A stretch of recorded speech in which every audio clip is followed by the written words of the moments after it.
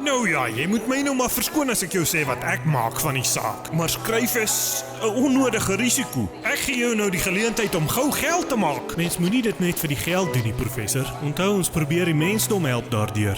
Moenie die punt probeer wegpraat nie, my jongeling. Laat ons maar op die punt af wees. Skryf gaan nie soveel betaal nie. Jy gaan nou nog eers 'n goeie boek moet skryf voor jy kan hoop om jou voet in die deur te kry elders. En nog eers namaak voor jy geld kry vir die moeite. Dis een van my lewensdrome, professor. Ek moet maar my hart volg. U weet dit tog.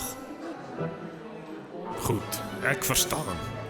Wel, dan wens ek jou nou maar voorspoed toe. En baie voorspoed met u projekte, professor. Ek sal op die uitkyk wees vir die goed wat u ontwerp. En ek weet sommer die mensdom sal beter daaraan toe wees. Professor Toorneef, Ja? dit gaan verder baie goed met jou, hoor. Dankie. Prof, ons gaan jou mis.